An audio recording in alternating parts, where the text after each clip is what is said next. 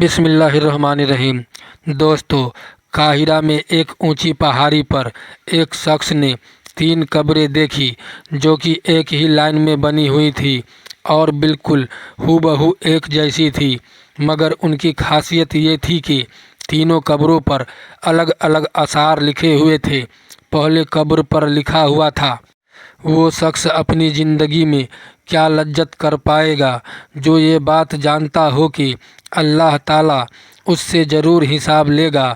اس نے جو اللہ کے بندوں کے ساتھ ناانصافیاں کی ہے اس کا بدلہ لے گا، اور جو اس نے بندوں کے ساتھ بھلائی کی ہے اس کی اسے جزا ملے گی۔ دوسری قبر پر لکھا تھا کہ وہ شخص کیا حاصل کر پائے گا جو یہ جانتا ہو کہ اس کی موت ایک دن اچانک آ جائے گی اور وہ کچھ بھی نہیں کر پائے گا، کیونکہ موت برحق ہے اور وہ اس کا مزہ چکھے گا۔ تیسری قبر پر لکھا تھا کہ وہ شخص زندگی کے مزے کیسے لوٹے گا جس کا رخ ایک ایسی منزل کی طرف ہے جس پر پہنچنا جوانوں کو بوڑھا کر دیتا ہے اور چہروں کے نقشے مٹا دیتا ہے اور اس کے جوڑ کو کمزور کر دیتا ہے۔ وہ تینوں قبریں ایک اونچی پہاڑی پر موجود تھیں۔ جب اس شخص نے تینوں قبروں کو دیکھا اور ان آثار کو پڑھا جو ان تینوں قبروں پر بڑی خوبصورتی کے ساتھ لکھے تھے، تو ان قبروں کا راز جاننے کے لیے وہ شخص قریب کی بستی میں پہنچا اور اس نے ایک بزرگ سے ان تینوں قبروں کے بارے میں پوچھا تو بزرگ نے جواب دیا کہ یہ 3 قبریں 3 سگے بھائیوں کی ہے۔ اس شخص نے معلوم کیا کہ جو آثار ان 3 قبروں پر لکھے ہیں اس کا کیا مطلب ہے۔ تب اس بزرگ شخص نے کہا، یہ آثار جو آپ دیکھ کر آئے ہیں وہ ان تینوں بھائیوں کی گزرے ہوئے زندگی کی وصیت ہے۔ اس شخص کی ان تینوں قبروں کے راز جاننے کے لیے دلچسپی اور بڑھ گئی اور وہ اس بوڑھے شخص کو کہنے لگا کہ آپ ان تینوں بھائیوں اور ان کی وصیت کے بارے میں مجھے تفصیل سے بتائیے۔ تو اس بزرگ شخص نے کہا کہ یہ 3 بھائی تھے۔ بڑا بھائی ایک بادشاہ کے یہاں ایک بڑا عہدیدار تھا جو شہروں اور لشکروں کے انتظام پر مامور تھا اور وہ بادشاہ کے ساتھ رہا کرتا تھا۔ دوسرا بھائی تاجر تھا اور تیسرا بھائی عبادت گزار تھا جس نے عبادت کرنے میں اپنی پوری زندگی گزار دی۔ جب اس کی موت کا وقت قریب آیا تو اس کے دونوں بڑے بھائی اس کے قریب آئے اور بڑے بھائی نے کہا، اے میرے بھائی، تمہیں اگر کوئی وصیت کرنی ہے تو مجھے بتاؤ، میں اس کو پورا کروں گا۔ اس عبادت گزار بھائی نے کہا کہ میں کیا وصیت کروں، اللہ کی قسم میرے پاس کوئی مال نہیں ہے جو میں وصیت کر سکوں، نہ میرا کسی پر قرض ہے اور نہ ہی مجھ پر کسی کا قرض ہے۔ دوسرے تاجر بھائی نے کہا کہ اے میرے بھائی، میرا جو کچھ بھی مال ہے وہ سب تمہارے سامنے ہے، جس کا تم جو چاہو وہ کرو، جو دل چاہے وہ وصیت کرو۔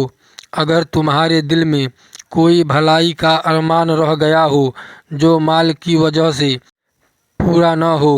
اپنے بھائی کی یہ بات سن کر اس نے اپنا رخ موڑ لیا اور اپنے بھائی سے کہا کہ مجھے تمہارے مال کی کوئی ضرورت نہیں ہے، لیکن پھر بھی میں تم سے ایک وعدہ لینا چاہتا ہوں جس کی تم وعدہ خلافی نہ کرو گے۔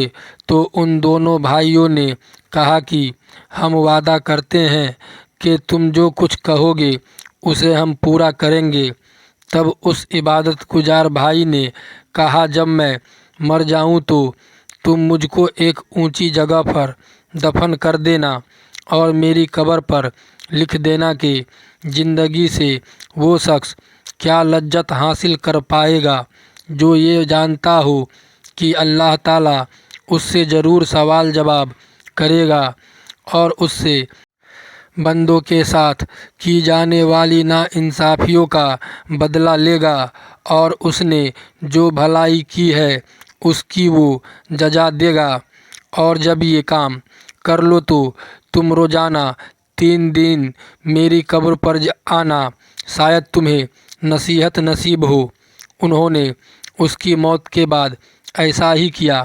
اس کا بڑا بھائی روزانہ قبر پر آتا تھا اور بہت روتا تھا، چلاتا تھا۔ پھر وہ تیسرے دن آیا اور قبر پر جا کر بہت رویا۔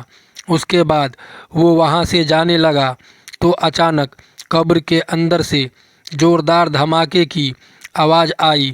وہ یہ آواز سن کر خوف زدہ ہو گیا اور وہاں سے فوراً اپنے گھر آ گیا۔ رات کو اس نے اپنے بھائی کو خواب میں دیکھا اور اس سے پوچھا، اے میرے بھائی، جو تمہاری قبر کے اندر آواز ہوئی تھی وہ کیا تھی؟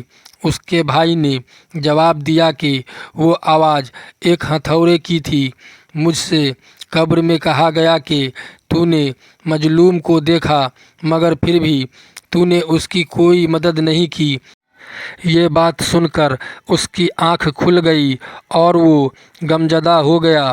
اس نے صبح کو اپنے بھائی کو بلایا اور اس نے سارا قصہ اپنے بھائی کو سنا دیا اور اس سے کہا، میرے بھائی نے جو نصیحت اپنے قبر پر لکھوائی تھی اس کا مقصد مجھ کو نصیحت کرنی تھی، اور میں تمہیں گواہ بناتا ہوں کہ میں آج سے سب کچھ چھوڑتا ہوں اور اب میں اپنی باقی زندگی اللہ کی راہ میں لگاتا ہوں۔ اور وہ سب کچھ چھوڑ کر صحراؤں میں چلا گیا اور بھیڑ بکریاں چرانے والے لوگوں میں رہنے لگا۔ جب اس کی موت کا وقت قریب آیا تو چرواہوں نے آ کر اس کے بھائی کو خبر دی۔ خبر ملتے ہی اس کا تاجر بھائی چرواہوں کے ساتھ چلا گیا اور اپنے بھائی کو اپنے ساتھ لے آیا اور اپنے بھائی سے کہا کہ اگر آپ کو کوئی وصیت کرنی ہے تو کہو، اس کو میں پورا کروں گا۔ اس کے بھائی نے کہا کہ میں کیا وصیت کروں، میرے پاس تو کچھ بھی نہیں ہے، لیکن تم سے ایک وعدہ چاہتا ہوں جسے تم پورا کرنا۔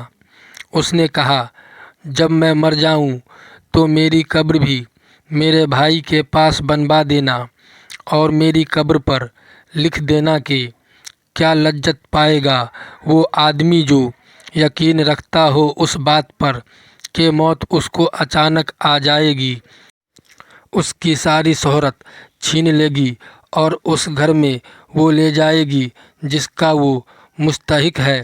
اور میرے بھائی، تم میری قبر پر آتے رہنا، شاید تمہیں بھی کچھ نصیحت ملے، اور میرے لیے دعا کرنا کہ اللہ مجھ پر رحم فرمائے۔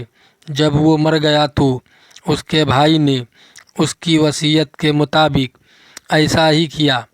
وہ اس کی قبر پر روز جاتا تھا اور اس کے لیے رو رو کر دعا مانگتا تھا۔ جب وہ تیسرے دن قبر پر آیا تو قبر پر بہت دیر تک روتا رہا اور اپنے بھائی کے لیے دعا مانگتا رہا، اور جب اٹھ کر واپس جانے لگا تبھی اس نے اچانک قبر کے اندر آواز سنی، اور وہ اس آواز کو سن کر بے چین ہو گیا۔ پھر وہ فوراً وہاں سے اپنے گھر واپس آ گیا۔ رات کو اس نے خواب میں اپنے بھائی کو دیکھا۔ اس کے چہرے پر پریشانی اور خوف جھلک رہا تھا۔ اس نے کہا، بھائی، میں بہت مصیبت میں ہوں۔ تو میں نے کہا، بھائی، میرا کیا ہوگا؟ تو اس نے جواب دیا، جس نے دنیا میں آخرت کے لیے جو کچھ نیکیاں کی ہے وہ دیکھ لے گا۔ صبح کو جب وہ اٹھا تو اس نے سب سے پہلے اپنی ساری جائیداد بانٹ دی اور مال لوگوں میں تقسیم کر دیا، اور وہ اللہ کی عبادت میں لگ گیا۔ جب اس کی موت کا وقت قریب آیا تو اس نے اپنے بڑے بیٹے کو بلایا اور اپنے بیٹے سے کہا کہ جب میں مر جاؤں تو میری قبر میرے بھائیوں کے پاس ہی بنانا اور میری قبر پر لکھ دینا کہ کیسے مزے لوٹے گا وہ آدمی جس کا رخ ایسی منزل کی طرف ہے جہاں تک پہنچنا جوانوں کو بوڑھا کر دیتا ہے، جو چہرے کے نقشوں کو مٹا دیتا ہے اور اس کے جور کو کمزور کر دیتا ہے۔ مجھے دفنانے کے بعد میری قبر پر آتے رہنا، شاید تمہیں کوئی نصیحت ملے۔ بیٹے نے اپنے والد کے مرنے کے بعد ایسا ہی کیا۔ رات کو اس نے اپنے والد کو خواب میں دیکھا۔ وہ کہہ رہے تھے، بیٹا موت قریب ہے، آخرت کے سفر کی تیاری کر لو، اپنا سامان باندھ لو، جس گھر سے تمہیں نکلنا ہے اس گھر کی طرف جہاں تمہیں جانا ہے۔ صبح کو اس نے اپنے خواب کے بارے میں کسی کو بتایا اور پھر وہ مر گیا۔ دوستو، اس واقعہ سے ہمیں یہی سبق ملتا ہے کہ ایک نہ ایک دن ہمیں بھی موت آئے گی، اس لیے ہمیں چاہیے کہ ہم اپنی زندگی اسلامی طریقے پر گزاریں اور آخرت کی تیاری کریں۔ دوستو، امید کرتا ہوں یہ واقعہ آپ کو پسند آیا ہوگا۔ ویڈیو کو لائک کر کے چینل کو سبسکرائب کر دیں۔ خدا حافظ۔